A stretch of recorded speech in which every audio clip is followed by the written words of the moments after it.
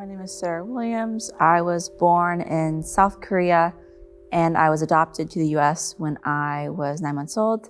I was raised in California and now currently live in New Jersey. So I was in third grade, so about 8 or 9, when I realized that the experiences I was having with a family member were considered sexual abuse. And something that helped me kind of connect the pieces and the dots was actually a Bible story. So my adoptive family was heavily influenced by their Christian faith, and that was actually part of the reason why they chose to adopt from South Korea. So growing up, I was always attending church, Sunday school, the programs within the church. And I remember one day just sitting in the church pew, listening to the pastor give the weekly sermon. And at that time, I was an avid reader, so I would just kind of zone out and just read the Bible. And the particular series that was being preached was in 2 Samuel. The pastor skipped the sequence, and so as a curious child, I went back to read the story that was skipped.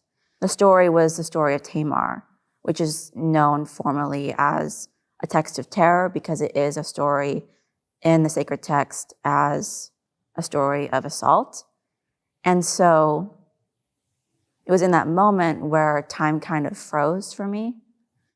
As I sat and read the Bible story, that was one of the first times I saw my own reality or an aspects of my story being reflected back in a sacred text that had been thus far really foundational for how I conceptualized myself, understood my place in the world, my calling, and just how to make meaning out of the world.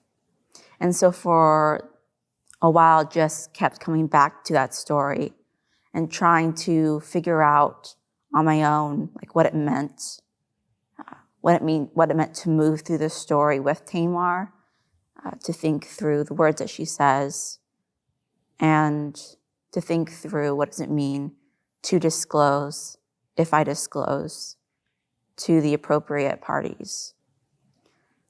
So one day, this family member pulls me aside and sits me down and asks for my forgiveness.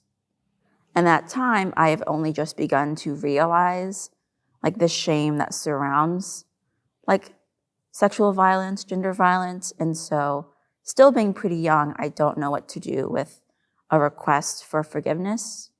And so I just stutter out, "Oh, of course I forgive you." And then because of how I was raised, kind of from there, that mediated how I was going to respond. There was a particular understanding of how religion, Christianity informs how one responds to forgiveness and a request for forgiveness. And so being 8 or 9, I trusted this family member when he asked for forgiveness and said that what he was doing was wrong and would no longer continue. But again, I was still trying to figure out, do I disclose? Do I tell my parents?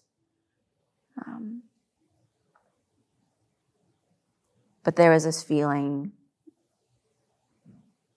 that I couldn't because of the request for forgiveness. And so I just kept it to myself.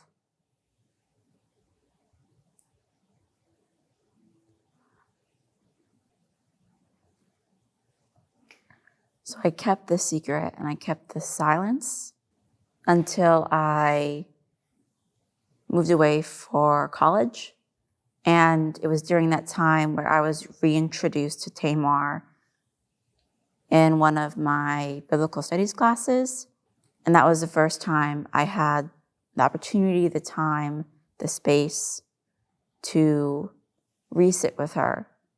And it was at the point where I felt that I just couldn't be silent anymore, but I was like still very afraid. I was afraid of confronting all of the pain that was inside because of the gender violence and the sexual abuse that happened in my adoptive home, and then the conditions that created kind of the shame and the silence that led to me like maintaining the secret for so long. As I sat there and just like looked at those words, I thought to myself, this is one thing that you can do for yourself. And so it just began a journey of sharing, disclosing to close friends first, and then therapy, and just unlearning like the harmful narratives and my understanding of what family is, what love is, what secrecy does to a person, just using the space and time that I think college is for most young adults to really just, like for once, like move in directions that I found freeing and fulfilling and life-affirming. So growing up as a Korean American adoptee definitely did influence how I did and did not respond once I understood what was happening to me to be sexual abuse. So on the one hand, I knew I was adopted. My parents were very forthcoming, and based off of the environment and town I grew up in, racially I knew I was Asian American. Like there was no way around that. And so part of the ways that racial identity was internalized, and I learned what it meant to be Asian American, Korean American, is I think reflective of like previous like dominant cultural narratives of Asian women as silent, submissive, not vocal. And so that definitely impacted the ways I felt like silence was an appropriate response.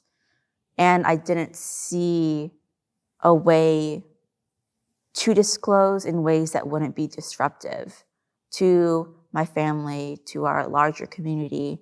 And so I just didn't.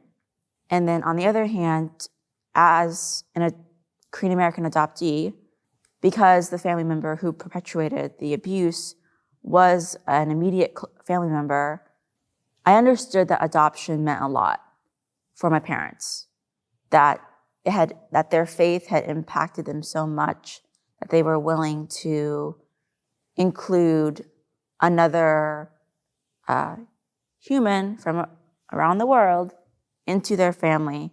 And so I felt the moral weight of that. I felt the effects of knowing that adoption cost money. I felt indebted. And so I felt not only to disclose would disrupt my family in ways that just felt uncomfortable, I also felt more so that adopted status created this feeling of insider-outsider status, even though my family was like, oh, Sarah, you belong, we love you, all of those things you tell your children. But because of being racialized as Asian in a predominantly white household, feeling different, knowing that there was certain narratives that adoption gave my family and certain like spiritual authority within Christian communities, I felt to disclose would be to be disloyal, would be to be ungrateful. Then that responsibility and the obligation was on me to maintain like the silence and the secret, which wasn't in line with how I'd been racialized. As an adoptee, one message I internalized was that it was too late, or I felt that this happened so long ago, so why does it even matter that I'm going to therapy, or why should I even try? That just seems like more pain-inducing. I should just take this secret with me to my grave.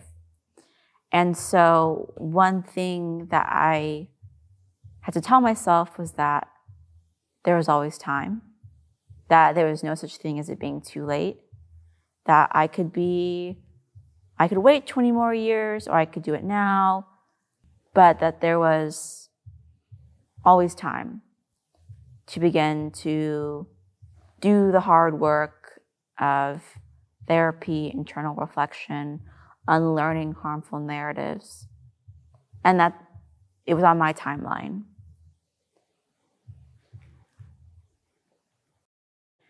So I think as I am in community with other adoptees and hearing similar stories, hearing other people's pain, I think not only am I struck by the reality that I'm not the only one, that there are actually many of us who have similar stories. I think I'm more struck by the amount of pain that is being held. And I am continually just shocked by the amount of pain that many of us are carrying. Because I think a common thread that I've heard is, I feel so indebted to my adoptive parents. And that's part of, I think, the narrative of adoption is that adoption is love, adoption is a better life. And for victim survivors of gender violence who are also adoptees, it leads to conflicting messages of, well, love has the potential to be very harmful. And so being in community with other adoptees, as I'm listening to their stories, I just think has led me to my own personal conviction that silence should always be broken in whatever way, whatever time, whatever capacity the person has in that moment. Because if silence continues to be the historical legacy, that's just going to lead to more harm happening for other adoptees. And so that can't go on anymore.